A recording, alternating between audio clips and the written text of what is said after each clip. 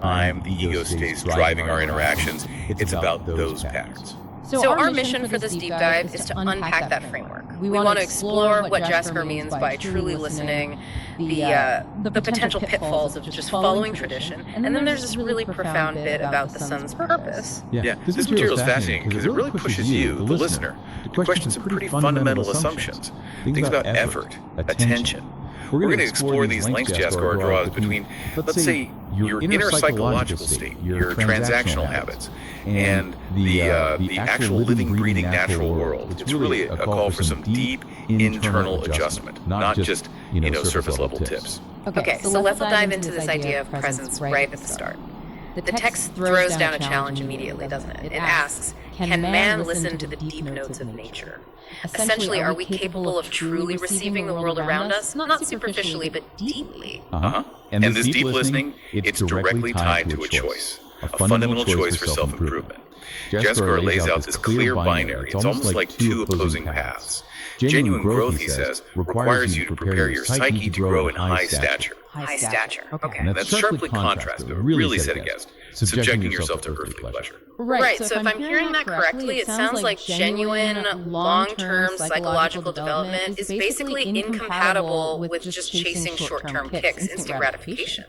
That seems to be the core tension, yes. But then, if we're supposed to give up those quick wins, where's the actual reward? The text says something like, one's interactive creativity hides real treasure. And what's so interesting there is that the treasure isn't separate from the work. It's in the process itself.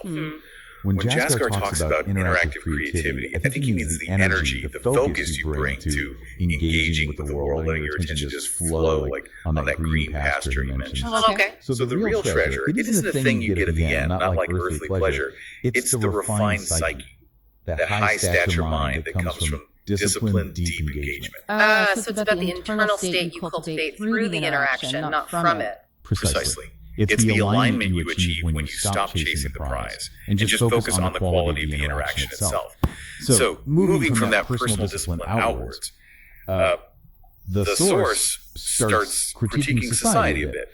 It warns against blindly following traditional sheltering. And argues this makes our pathway faltering, which kind of raises the question, doesn't it?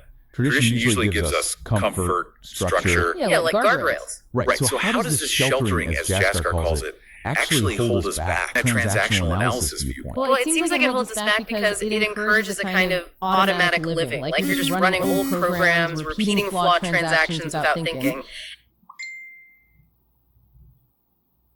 And this is where the idea of happiness gets.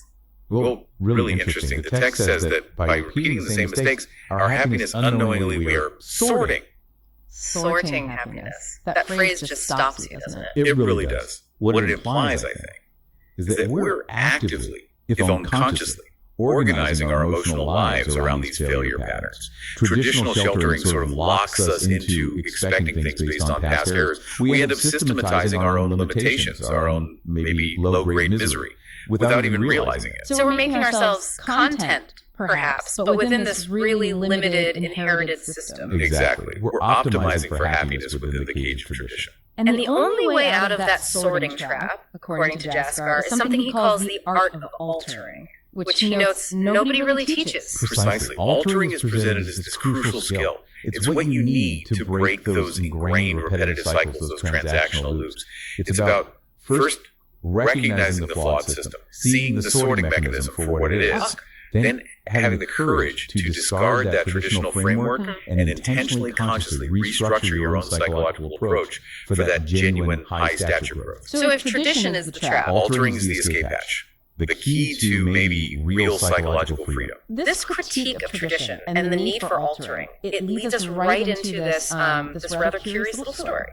An anecdote dropped into the text. It mentions Abdul Kalam, who apparently used to hide the smallest edition of Quran in his trouser. Yes. It's such a specific, kind of hidden, unconventional detail. Why put that in there? Well, I think it's a really vital moment. It shifts us from the abstract ideas of philosophy to something very concrete, a specific example of, hidden value.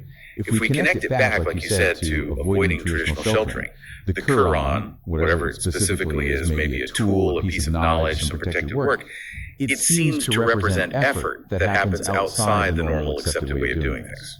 Okay, but the text doesn't explain what Chiron is. So the significance must be symbolic, right? It's the act of hiding it that matters. Precisely. It's emphasizing value that isn't immediately obvious, not conventional. It's almost a physical example of that earlier idea. Interactive creativity hides real treasure. Klum's small secret act becomes a symbol. It suggests that real, valuable progress, the smallest addition that actually makes a difference, is often nurtured, quietly, protected, far away from the public, potentially compromised paths of tradition. So the most meaningful work might be the stuff nobody sees us doing. That seems to be the implication, yes. It's hidden personal effort. Okay, so then the text takes this dramatic turn, doesn't it? From personal, the historical, right out to the cosmic scale. We're asked to just pause and think, as what sun is all about. And the central question posed is, why? Why is the sun set to bathe the whole Earth in temperature? And Jasker immediately pushes back against the simple, functional answer. He argues the sun doesn't just spread wild light on Earth like an electric bulb lays light energy inside a room. Okay, an electric bulb versus wild light. What's the difference he's getting at? That distinction feels crucial. Basic light energy, that's just function, right? Illumination, heat, predictable. But wild light, that suggests something more. Intention, maybe purpose, a complexity that goes beyond simple physics. The question becomes about what the sun is doing actively, not just what it is passively. So what does this mean for us then, this distinction? The source says the sun's rays have a wild variety of secrets to disclose to Earth. It's framing the sun not just as a big heater, but as an active communicator, sharing information and secrets that are more than just warmth and light. Exactly. And this is where it loops right back around to the very beginning. Back to that mandate for deep listening. How so? Well, if the sun is disclosing secrets, Jasker isn't just making a point about astronomy. He's using the sun as this huge metaphor for how we need to engage with all of reality. And notice, the Earth isn't just passively getting hit by sunlight. The text says the Earth has the fine-tuned ears to discern the secrets of sunlight. Wow, okay.